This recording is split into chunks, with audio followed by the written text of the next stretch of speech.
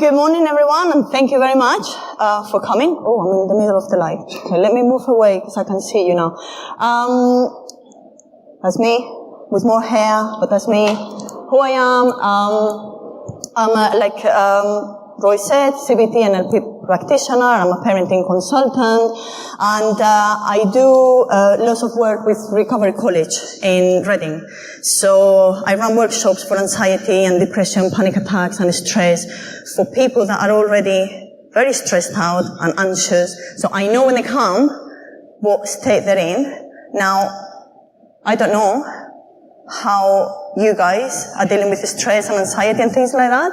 So my agenda for today is discussing a bit what mental health is, what we can do to improve mental health, what is anxiety, what is stress, hello, lamp, light, what is depression, and what we can do to cope with when we are out of wits and we don't know what to do and we are very stressed out and we feel that life is not going the way we want it to go and we envision.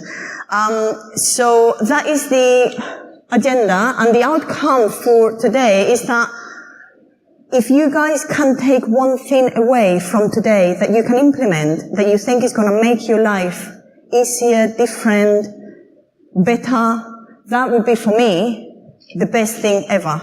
So I don't expect anyone to take millions of notes and I'm going to do this and that and that. If you want to do that, go ahead and do it. But sometimes there is lots of information that is being delivered and it's a big, huge elephant. If you can just take one thing and say, this is what I'm going to implement, this is what I'm going to do, this resonates with me, and I think it's going to make a difference to my life. So that is the outcome really of this session. Mental health. What is mental health? Can anyone say? I've got a few things in there, but what is mental health? No one? We've got physical health and we've got mental health, right? So when we talk about physical health, we all know what to do. Right? Hands up, whoever knows what to do to keep up with your health, right? Don't smoke so much, don't drink so much, 5 a day, not so much salt, go and exercise, half an hour, 5 days a week, right? We all know. When it comes to mental health, what do we do? Does anyone know? Because I didn't. Right? There was mental health, I heard the word mental health, good to poor, but I didn't know what it was up until I hit rock bottom about 15 years ago and I went through a really huge depression. I didn't know. I didn't know what to do to help myself. I was stuck. I was in a hole. And all I got was people walking past, let's say, and say, oh, you're not feeling that well. Chin up. Life is okay. You've got a good job. You've got a husband. You've just bought a house. What's wrong with you? But you're still in the hole and you're still looking down and you're not able to look up and you don't know what to do. So mental health, good or bad, mental health refers to our cognitions, our behaviors, and our emotions, let's say. And good mental health is how we manage to express and deal with our emotions, either bad or negative or positive. And by the way, there is no negative or positive emotions. They're just emotions. All emotions are giving us something. They're telling us that if you go into panic because you step onto the road and a bus is coming, well, your emotion is telling you to move, get out of the way. You need to move, you need to do something, right? How we build up relationships with people all depends on our mental health, right? If we have positive thinking and good thinking patterns, then we can relate to others. If we go out in the street and suddenly someone looks at us from across the road and we start going, oh, looking at me. Oh, want to kill me. Oh no, looking at me. What is it? What is it? I'm looking ugly today. Is it my hair? My makeup? I don't know. What is it? Right? That is not a healthy way of thinking. That can lead into paranoia, right? You don't go out of the house and goes on to locking yourself up so no one looks at you. So you see, understanding emotional intelligence, knowing our limitations, knowing what to do to cope when we get into moments of stress, moments of the world is upside down and we don't know what to do. That is promoting good mental health. because you're not going through a crisis and you're not going to get stuck. So that is my understanding of mental health. And this is from my own personal experience as to what I think good mental health is. Now, mental health problems, this is a survey done, 2018. Stress, depression, and anxiety is the main 3 mental health problems that we get to talk about. And people are a bit more open to talk. I'm very, very stressed at work. I'm a bit anxious about doing this, that, and the other. Don't like social situations. I want to move away. I don't feel right, socializing with people. I'm feeling very low. I don't know what to do with my life. So you kind of start going spiraling down. So statistics for 2018 is like 15.4 million working days are lost for the year due to stress, depression, and anxiety. Now that is because we are not having the tools to cope. We don't know, so it gets to a point in which, like I did, I go to my manager and I said, I'm not feeling very well, and I'm feeling really down, I'm feeling very blue, I'm crying all the time, I just don't know what to do. And then my manager would say, like she said at the time, you need to go and see your GP. And I go to GP and I said, look, I'm feeling really blue, I'm crying. And he said, yeah, I know, you're crying here, you can't even talk.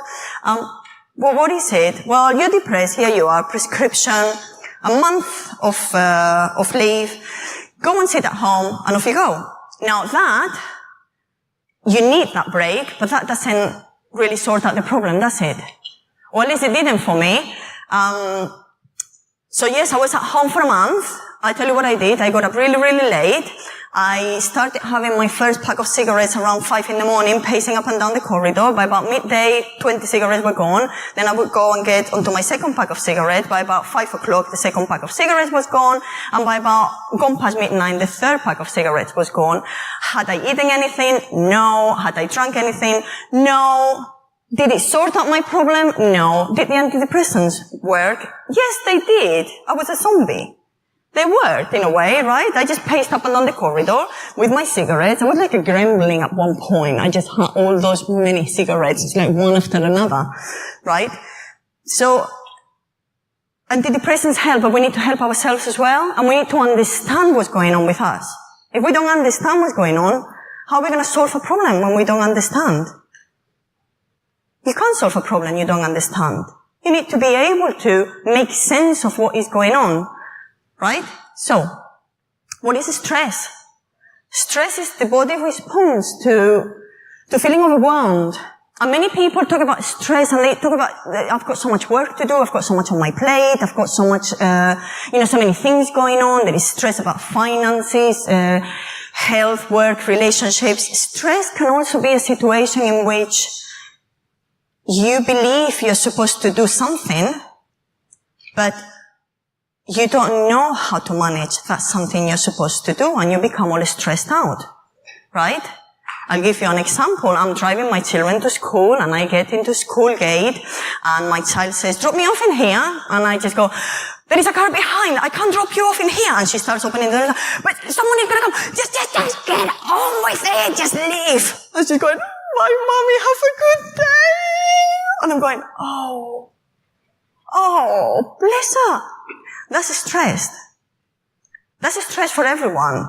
For example, we all take it in different ways. Why? Because we've got certain beliefs that tells us you've got to do the right thing.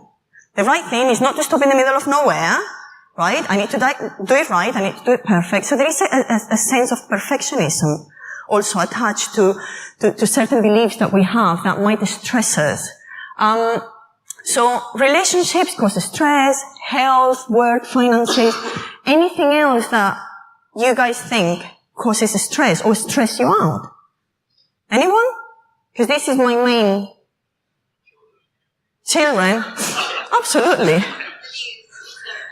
What's going on in the world, right, that is beyond our control.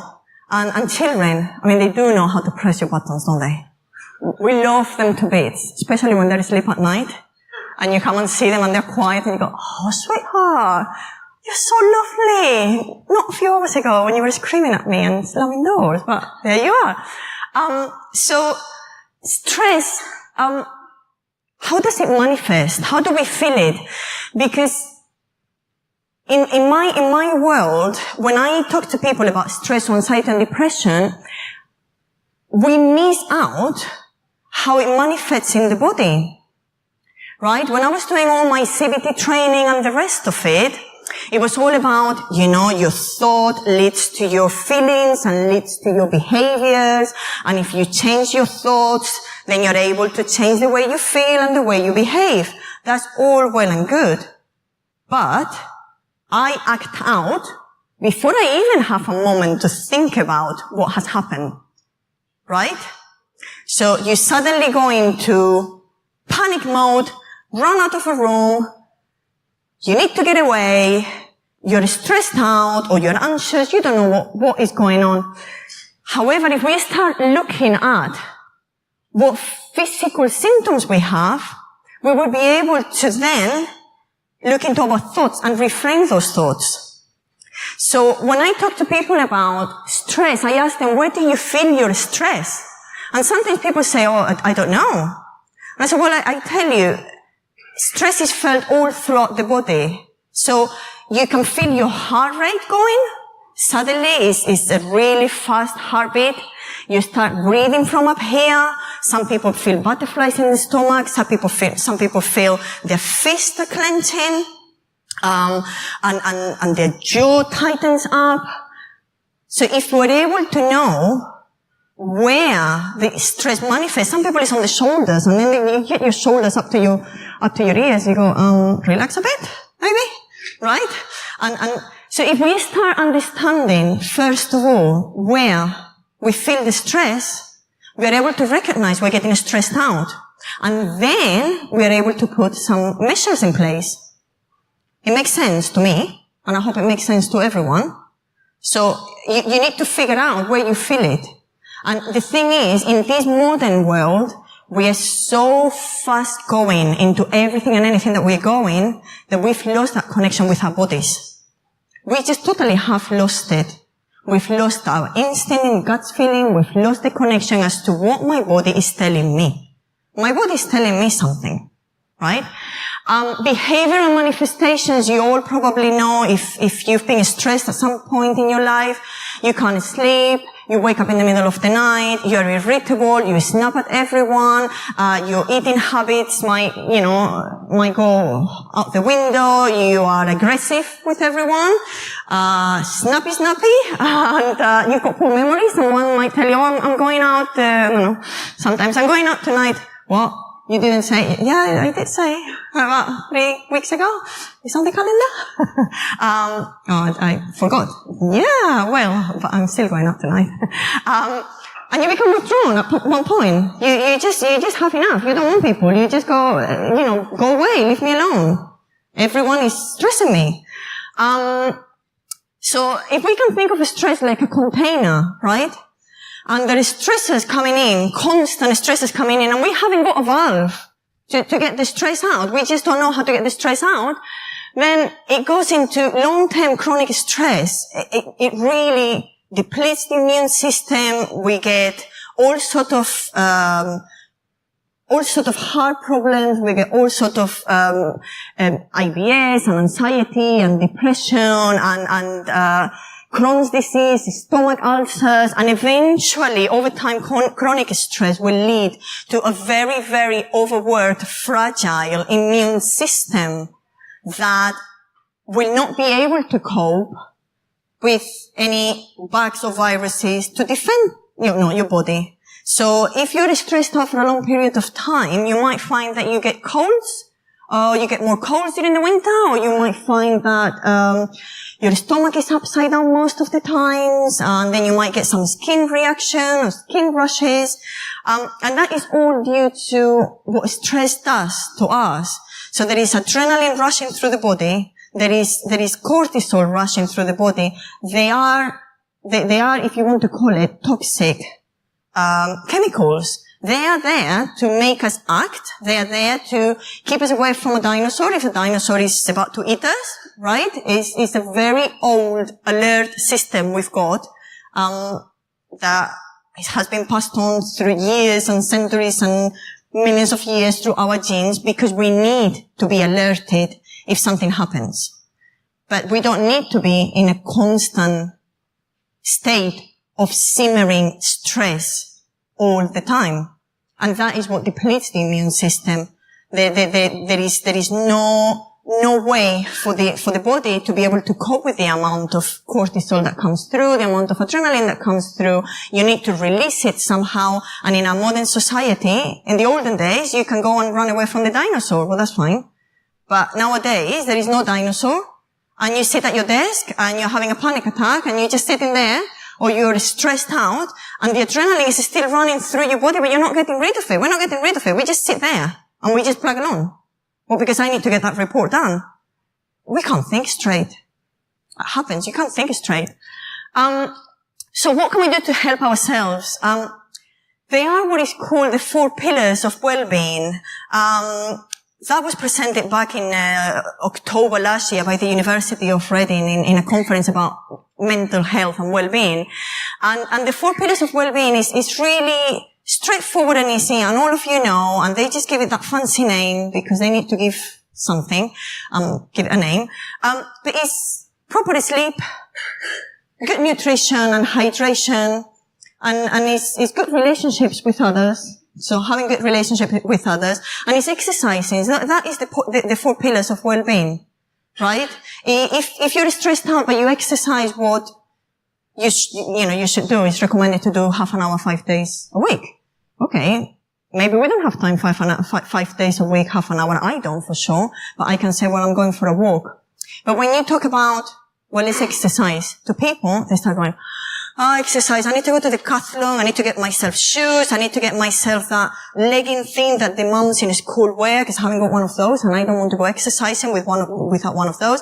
And now I need to go and get the membership for the gym, and then I need to go and I need the trainers. I need the socks that go with the trainers because I don't want those socks that look like that and this and that. And then I need to go and pay the fee. I need to do the visit to the thing. And we just make this huge thing. But if you say to someone, would you like to come for lunch? They go, oh yeah. Going for lunch?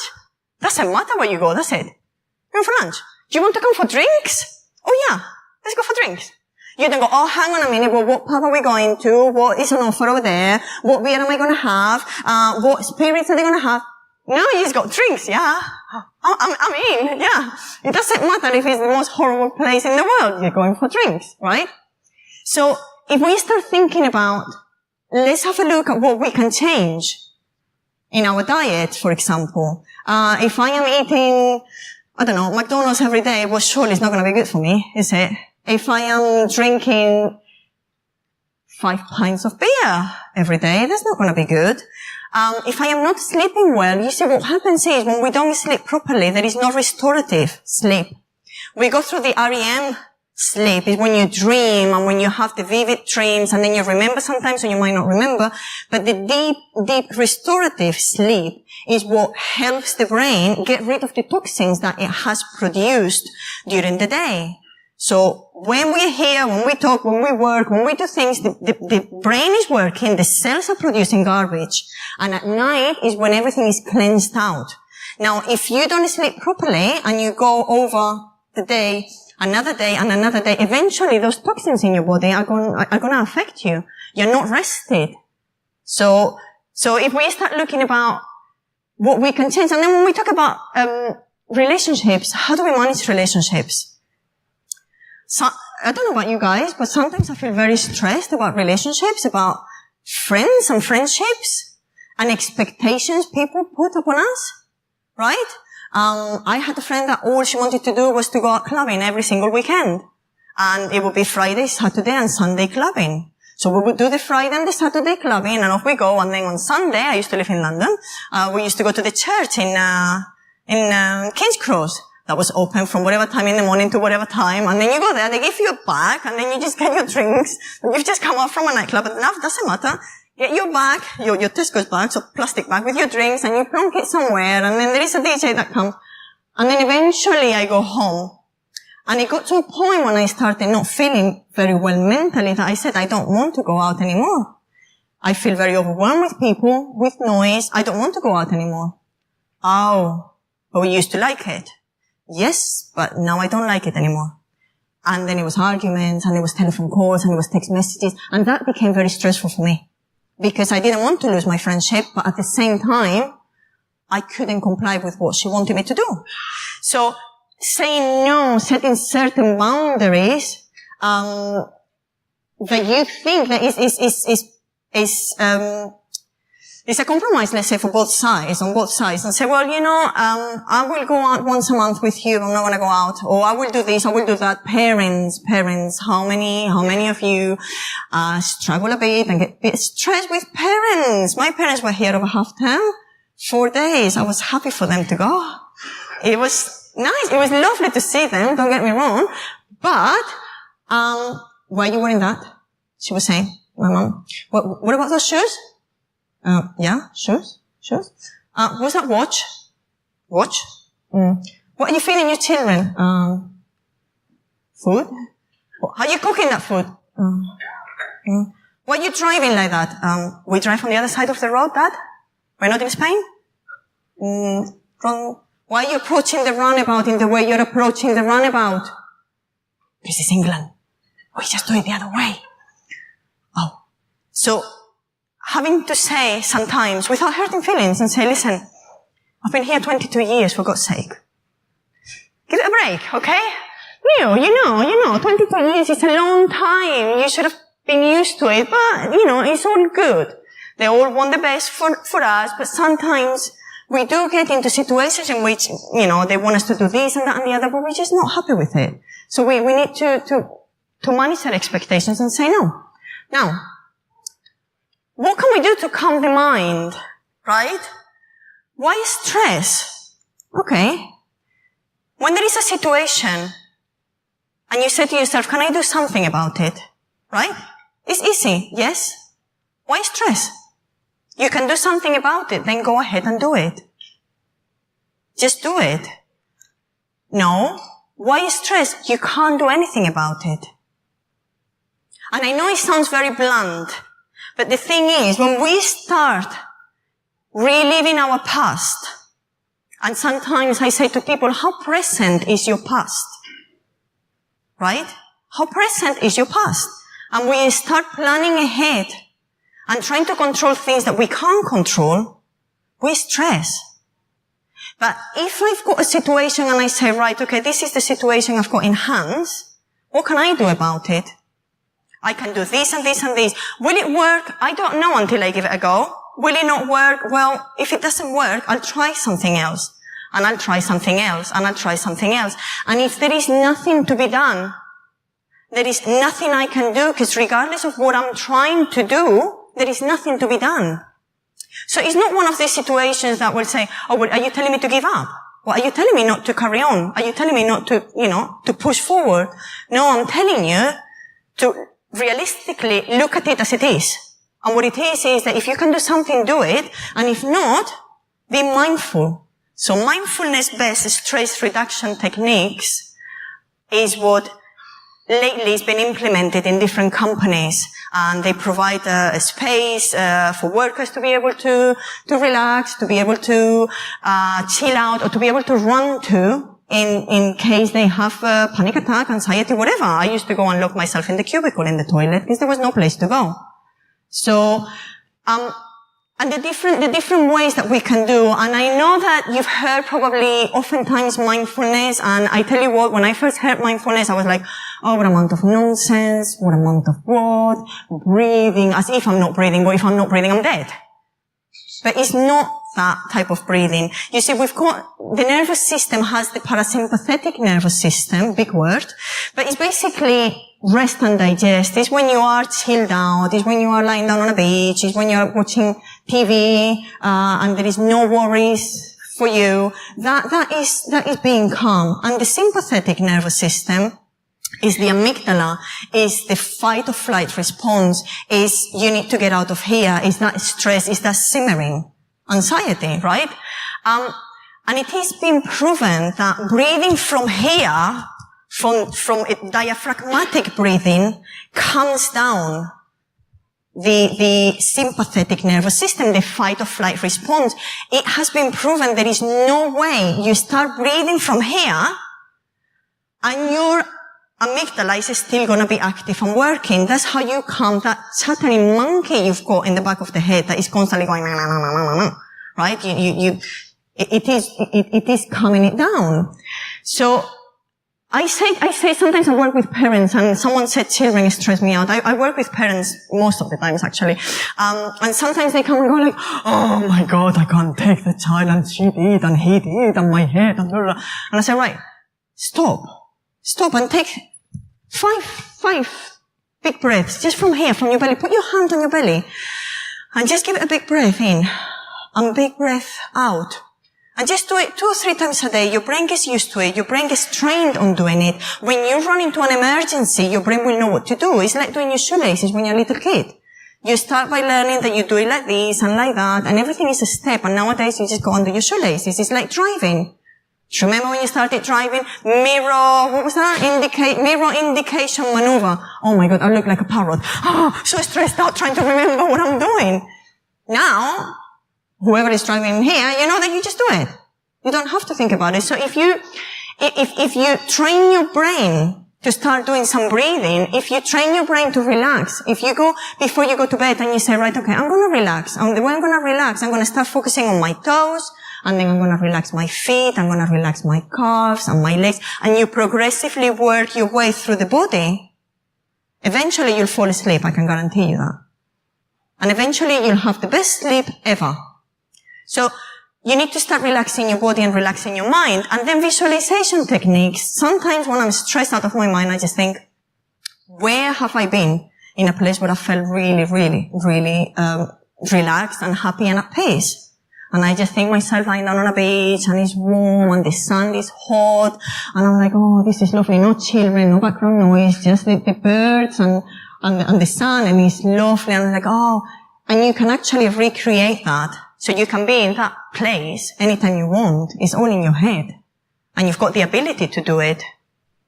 Because you've got the ability to relieve a horrid moment you've had in the past. Why wouldn't you use the same ability to relieve a good moment that you've had in your life? Because the brain watches out for the negative, because it's that alert, alert, danger, danger. So for negative things, the brain is like Velcro. And for positive things, it's like Teflon. We tend to forget it. Oh, forget. So those are things that we can do to calm the mind. When time is an issue, we're talking about work, and when time is an issue, well, let's look at what we can do in terms of organizing our work. Sometimes I find myself doing the millions of emails. But why are you doing that? Is it going to bring you something? Not really. Am I dealing with things that need to be done, and they are not urgent, but they need to be done? Because if I don't do, then, I'm going to be stressed out. If I leave a bill and I'm not paying a bill, let's say, until the last minute, and I get the reminder, then I'm going to be stressed out about paying that bill, right? If I need to arrange whatever for work and I don't do the presentation, and then last minute I need to do and put the presentation together, I'm going to be stressed out. So when time is an issue, the distractions is what we don't want to do. We can put those ones aside and we can prioritize. And the delusion of what we think is urgent and important, sometimes, urgent and not important, sometimes,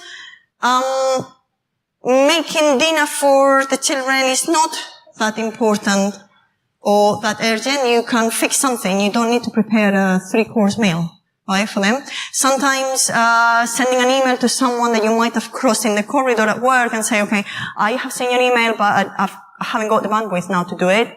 I will reply. In the back of your head, oh, I should have done it. It's all the shoulds and the must, and I have to. So, when time is important, that's what we can do. And when we need to prioritize, what I say to people is, ask yourselves what outcome you want. What outcome do I want? When does it need to be done? And some people have whiteboards with planners, with week planners, and they say, right, that needs to be done, that needs to be done. What resources do I need? Who needs to be involved in here? What else do I need?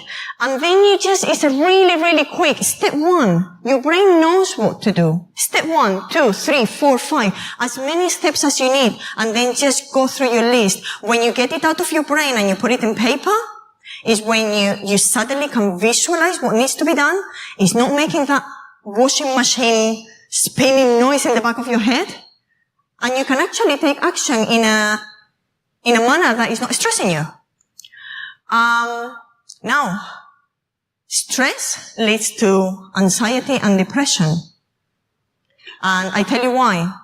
When our amygdala, when the fight and flight response is constantly on, when we are stressed all the time, our amygdala is constantly going, the limbic system. If you can think of your brain as a fist, and this is usually presented, this is your limbic system, this is your amygdala, the adrenaline gland, it sits back here, and this is your prefrontal cortex, this is what makes you rational, what makes you, relate to people in a normal manner, it regulates your emotions.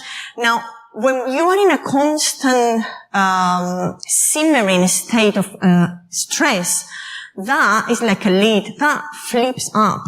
It's not proper flipped up, but that flips up and you are just working on your reptilian brain. Now, when the amygdala is on the watch out all the time, what's going on, what's going on, what's wrong, what's wrong, what's wrong? It's like a meerkat or like a prairie dog. And it's just going there, what's going on, what's going on, what's going on? It's like, shh, there's nothing going on. But that is, so anxiety is when we start catastrophizing, and anxiety is that feeling of sensation of danger and fear and extreme fear, I would say. But it's not actual danger, but your brain is telling you, scan through, what's going on, what's going on, what's going on.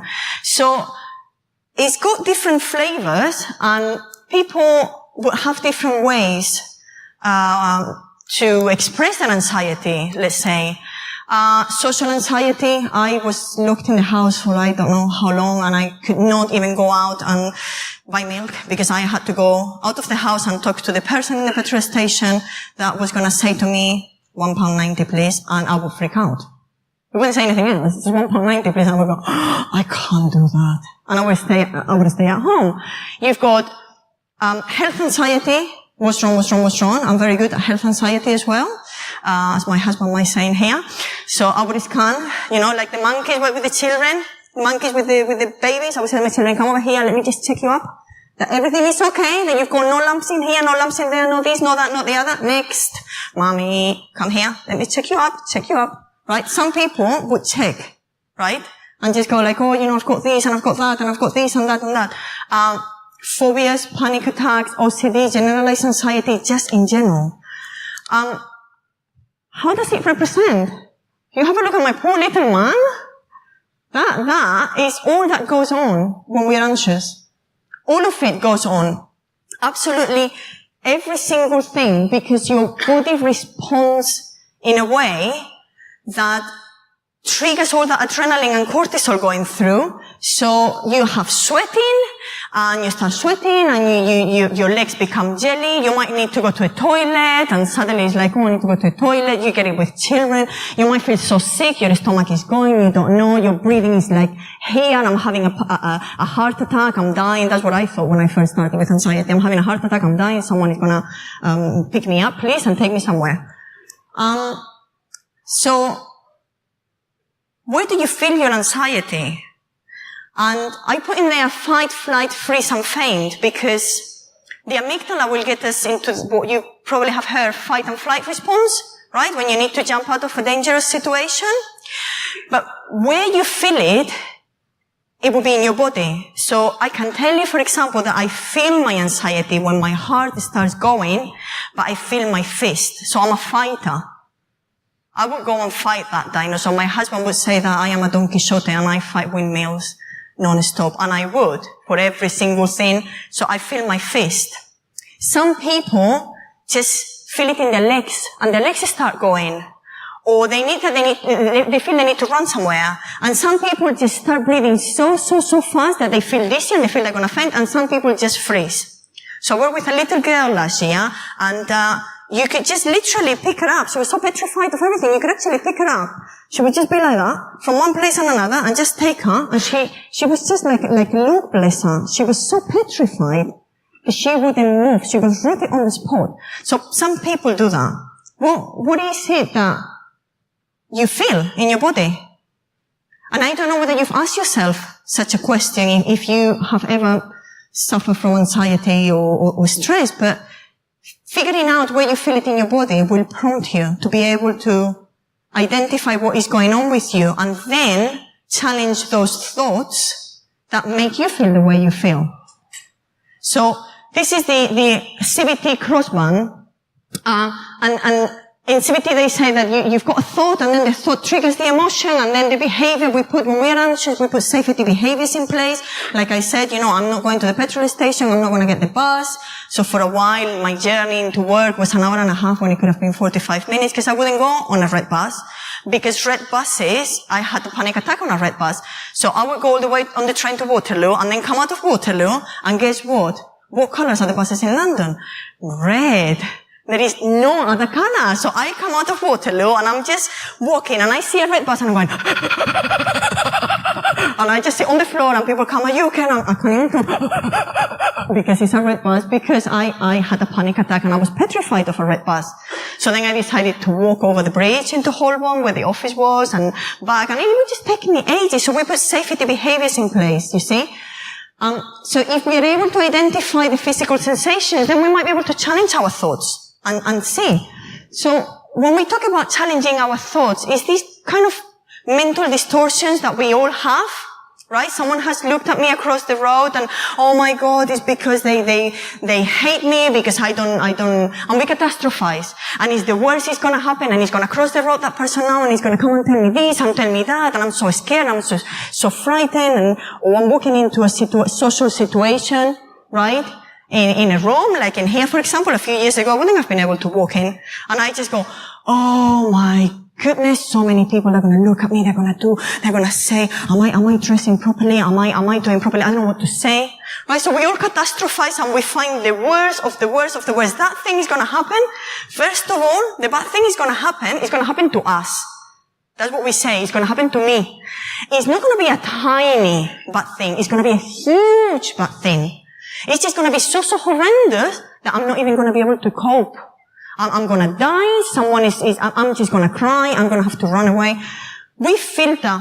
We got filters. We filter. It's black and white. It's either I get it perfect or I'm a loser. I'm a failure. There is no grey in between.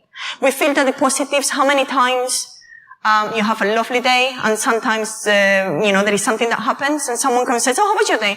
Oh my God, it was so rubbish. I was in the office and this person came over lunch and she said that she wanted blah blah blah done, and I couldn't get it done because I was having lunch, but then she said, stop your lunch,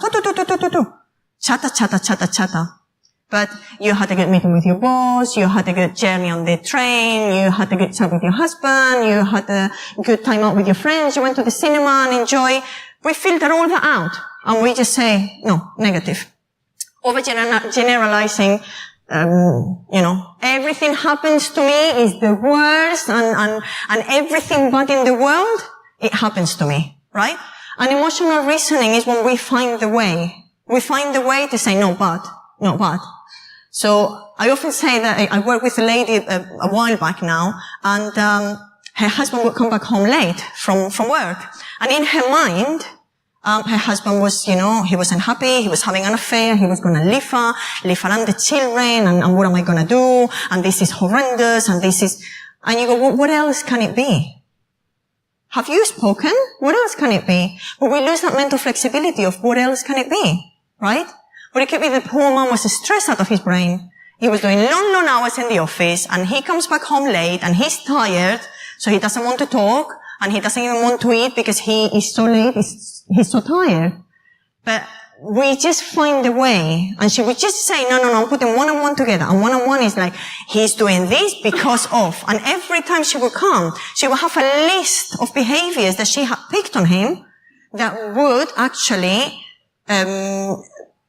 confirm her doubts on her husband, for example. And what can we do? Right? In our day, in our life, we've got what we call the hub. The hub is the center when we are feeling calm and relaxed, at peace. And if you think it's a bicycle wheel, if every single one of the spokes is what happens during the day, right? What you've got during the day going on in your day on the rim of the wheel. Now, when we feel anxious, okay, we just focus on that, on the anxiety. And how much time do you spend or do we spend focusing on what is making us anxious? I tell you, for me, 90% of the time. It will be constantly in the back of my head. Does it make sense? Now, there are other things going on, but we don't pay attention to them. One thing I want you to do is a little bit of an exercise, and it might wake some people up. If I'm talking too fast, they were falling asleep. It's a dark room anyway. If you get your finger out, your index finger out, go on, don't be shy. I'm not going to bite the finger off, I promise. Get the finger out, just put it straight ahead of you, and then keep bringing it slowly, slowly, slowly, slowly, as close as you can to your nose. And at one point, you're going to feel, and if you hold it there and you keep looking at it intensively, okay, you're going to feel that your eyes start hurting, you're squinting, it's not comfortable, you lose your peripheral vision. When your finger is out here, you can focus on that finger, you can still see what is going on around you. It's called peripheral vision. When your finger is here, you've lost your peripheral vision. It's called foveal vision. Now, when we, during the day, just focus on that anxiety, what are we doing? And what is it doing when we are looking at it for a long period of time? It hurts. Your eyes will hurt. Eventually, it's not comfortable anymore. With anxiety, this is what we do. We just focus on that particular point instead of just putting it aside and saying, right, I've got other things going on, right? So, when you feel yourself anxious, I often say to people the ways that you stop yourself, right? A thought comes through and you stop yourself. I used to wear elastic band around my wrist, and whenever I used to feel anxious, I used to snap it, because that would get me out of it and realize that I am being anxious. And then I would ask myself, what is going on in here? What am I thinking? What has happened that has triggered the state I am in? And that way, I can then act on it. And the way we act on it is in there are different techniques and different ways to act on it. When you've got a thought that is not a healthy thought, it's called the 3 C's for CBT. You catch the thought, which is the hardest part. It's like going fishing. It's hard. You catch the thought, you collect the evidence, you become a detective of your thoughts, right? You need to collect all the evidence before you can say, well, this is true or not, because reality is a thought, is not a fact. Right? I think we are all okay with that. A thought is a thought. Now, a thought crosses our minds. If we engage with it, we can spiral down. Now, it's a thought. It could be true, it could not be true. If we let it go past our heads as if we were birds, just don't engage. Just be an observer of a thought. Yes, I had that thought, but you don't engage with it. It's a different matter. But if you choose to engage with it, you catch it, and then you collect the evidence, and you ask yourself, what evidence do I have for this thought? Pro and against. What else can it be? What else can I say that I could look at it? Could I look at it from a different perspective? Could I look at it from a different angle? Let's have a look. If I've been on a bus several times before and nothing has happened, I've not had a heart attack and I've not died, right? Why would I die now? Okay, what is it different in this situation that it was in the previous situation? Okay. CBT, cognitive behavioral therapy. Yes? Yeah, so you see when I put the hot cross band before, so in CBT they say, challenge your thoughts. Become a detective of your thoughts. However, remember what I was telling you before, that you act so fast that you don't have the time to challenge your thought. That's why I said pay attention first of all to your physical symptoms, because then you know that you are having a thought that is not healthy. because your body is telling you if you do that mind-body connection, right? And then you can challenge the thought. And when you can challenge the thought, you say, what other way is a more realistic way of looking at it? What would a friend of mine say? What would I say to a friend that has told me that this and that is happening? What would she say to me, or what would he say to me? What is a more reasonable way of looking at this situation? So you challenge it. Another way that I do it, and I often say when I run this particular technique with adults, that children do it so much better than we do, because we adults have lost all imagination whatsoever. And I say, well, anxiety, you're not born anxious. You're not coming out and you're anxious already. The same way you're not born a smoker. You don't come out with a cigarette in your hands, right? No. So we learn it. If it's a learned behavior, we can unlearn it. We've wired our brain to be anxious. We can unwire the brain. We can break those connections.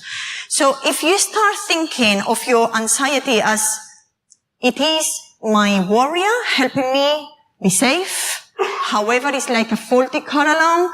Sometimes it sets off and it needs to be rewired. And sometimes it's telling me that there is danger, but there isn't. And you start personalizing it. And often I say, you can put it in the palm of your hands and say, this is my anxiety talking to me. Right? You start feeling anxious. I actually did it in the supermarket. My husband doesn't know this, but now I'm going to tell him. In the supermarket, and I felt very, very, very anxious, and I was pushing the shopping trolley, and I was going to the cashier, and I was so panicky. My legs were going. Thank goodness I had the trolley, because I was holding on to it for the life of me, thinking I'm going to faint in here. Everyone is going to notice. It's going to be terrible. And I got to the cashier, just to the till to pay, and I started unpacking, but my hands were so wobbly that I couldn't really get the things out. I thought, eggs are going to fall, and everything is going to fall. And I thought, right, enough. And I put it in the palm of my hand, give it, and I said to kiddies, give it a shape, give it a color, give it a name, what is it? And they go, it's a goblin, it's an elf, or it's an ugly, whatever they call that they watch nowadays, and it's green, and it's got red eyes, and it's got really big claws, and it's got these fangs in here. I said, right, but you can talk to it. You can actually talk to your anxiety and say, I know you're trying to protect me. I know you think this is something bad, but it isn't. I'm in the supermarket. Needless to say, people started looking at me thinking, you should be locked up. And I was just going, right, what is it? It was like, to be or not to be. To be or not to be. And I was just looking like, what you want? No, I'm fine. This is the supermarket. There is no problem. You do it in any way you want to do. But what we are trying to do in here is to dissociate yourself from your anxiety. You are not your anxiety. Anxiety is something you do. And you don't do it all the time. You do it sometimes. So if we can start thinking about anxiety as something we do, then we're going to start saying, right, I can do it or I cannot do it. I've got a choice. It's not me.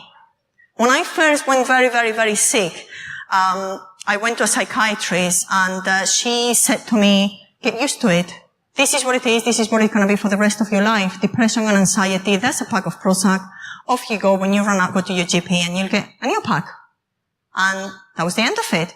And I thought, I was okay before. I was fine for whatever many number of years, right? And all of a sudden I'm not fine, and you're telling me that this is going to be it. Well, no, I'm not this. This has happened, and it has happened for a reason. But I don't know what it is. This number 5 is something that I have done, is something that is very good to do, because when you are anxious, you think about your anxiety all the time. It's in the back of your head. But if you say to yourself 15 minutes every day, 15 minutes every day, whatever time, whatever place. So I used to do it in my bedroom. I used to do it in the bedroom and just go in the bedroom. We'll pull a chair, sit down in the bedroom and just go, right, okay, timer, 15 minutes. Oh my goodness, I had this, and I had that, and I had that, and that, and that, and that. It was so horrible, it was so this, it was so that. Beep, beep, beep, beep. No more. When the anxious thought comes and your worry time is finished, you imagine you've got a box in your head or a backpack. I used to imagine I had a backpack, and you chuck it in. It's not worry time. And over time, you break those connections, because the more you think about your anxiety, it's like a tomato plant. You're watering it. You're tending to it. You're picking the bags. What are you going to have? Beautiful, beautiful big tomatoes. Do you want a big tomato? No, thank you very much.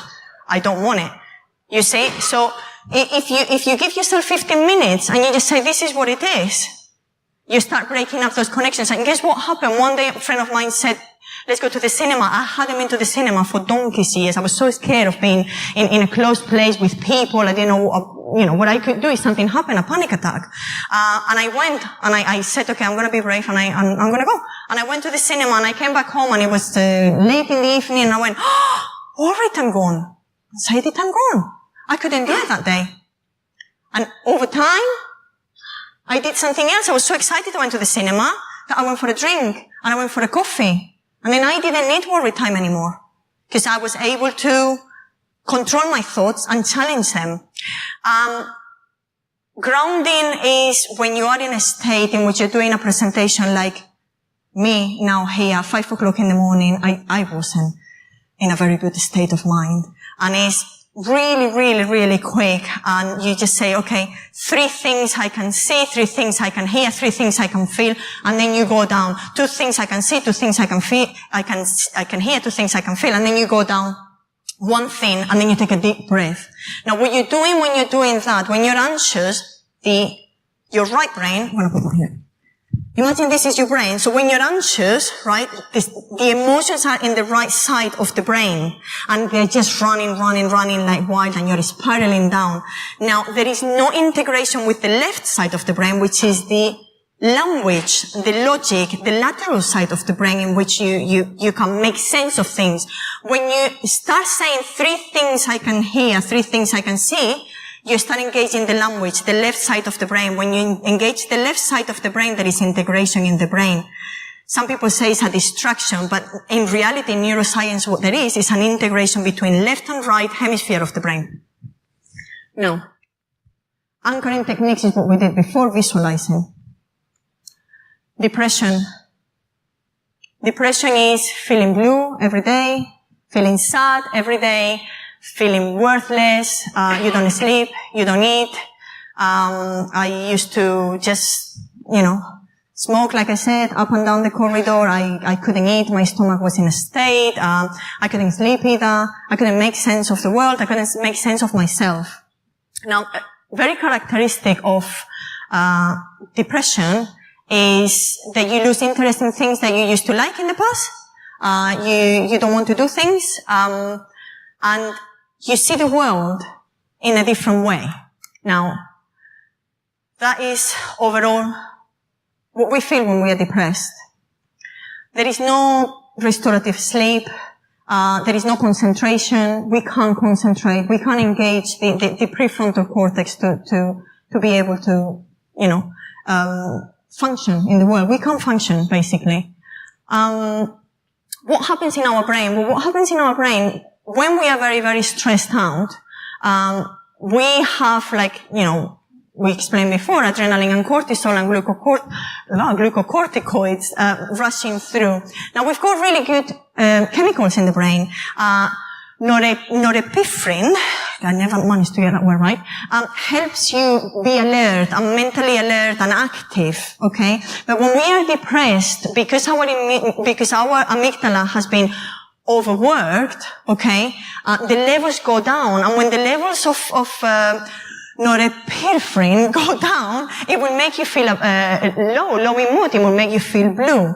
Glucocorticoids also lower the production of dopamine, and dopamine is the feel good chemical that we have. And when we enjoy something, this is what I encounter now with kiddies, that they're all gaming on that Fortnite. Why? Because their dopamine levels go up. It's that reward system. But when we are depressed, that goes down. So then no wonder that we don't enjoy activities anymore. And then the stress that goes with it reduces the serotonin, which is the feel good. It's the feel good chemical. So we become really depressed. And then we start developing certain core beliefs of helplessness and worthlessness and unlovability. And we start saying, I'm a waste, I'm a loser, I'm a failure, I can't get anything right. I'm going to be rejected, I don't fit in. So we start seeing the world, ourselves, and the future in a negative way. So it just goes round in circles, and it goes round in circles. So Buddha says that we create our own environment, and what he refers to, what he means is that when we are depressed, we don't get to see the positives in life. We don't get to see the good things in life. We just focus on the negativity about ourselves, the world, and the future. So people come and say, oh, well, you've got something to look forward to. No, I don't, because I am not feeling I'm enjoying anything in life lately. And I'm not happy with anything. And I feel bad with myself. People don't love me. People don't like me. It's not the case, but we feel that. Now, why we feel depressed sometimes? Well, this is the current self, and this is the ideal self. We all have a blueprint, a model of the world that is ruled by our beliefs and our core essence of who we all are as individual and unique human beings. And we've got values, and we've got beliefs, and rules as to the world should be like this and this and this. It's a blueprint. We're all born with it. We all know that I'm going to be like this, I'm going to be like that. I want this in my life, I want that, and I want the other. Now, when there is a gap between the current self and the ideal self, your blueprint, that's when we suffer. You see? And we suffer because we are not paying attention to who we are. Sometimes we are, oftentimes, conditioned by the society, by our parents, by teachers, by what we should do, what we shouldn't do. I'm a family man, I need to provide, I need to do this, I need to do that, right? In my case, I was a pharmaceutical sales rep. I was always told by my parents, work, earn a good salary, do this, do that, do the other. I used to work 10, 12 hours a day, very, very, very successful. But it's not me. So it was that conditioning that you must have a salary, you must have a good salary, you must have this, you must have that. And it's like an onion, and it's layers and layers and layers that you put upon yourselves ever since we are little, and we start picking up beliefs that might not be our beliefs. So the bigger the gap between your current situation and your ideal self, the more suffering we get. Right? Basic human needs. So what can we do? So if we start thinking about, we all have certain human needs, and our values and our actions are developed over time according to what we value the most. So some people value certainty, meaning that I've got a routine, I've got a job, I do this every day, and this is me. I don't like, this is me as well, by the way. Certainty is one of mine. I do not want to be doing bungee jumping. I am not adventurous. If I'm going somewhere, my husband will tell, I need to plan the whole thing out, what I'm going to eat, what I'm not going to eat, when I'm going to go, the bus fare, whatever it is. Some people like variety. That's the adrenaline junks that you might find, or that's people that change jobs every so often, or they like being here and there and everywhere. Some people like being significant, being valued for who they are. And some people say, well, I want to be seen as who I am. I want my own authenticity to be acknowledged and to be accepted unconditionally. Some people value love and connection. Some people value love, growth, or contribution. Now, growth is learning, is developing in whichever way, and contribution is giving back. So, when I was a pharmaceutical sales rep and I was being told that you need to generate X number of millions, right, a year, it goes against my values, because my value here is contribution. I'm a giver. I'm not a taker. So, but on the other hand, I had to get a good job, because my mom and dad, in life, we've given you an education, get a good job, get your money, have a house, have children. It's all this conditioning that we have. So when you start looking at what is that you value, and you start aligning your actions and your values and your beliefs according to that, is when you start feeling that you can actually make a change in your life.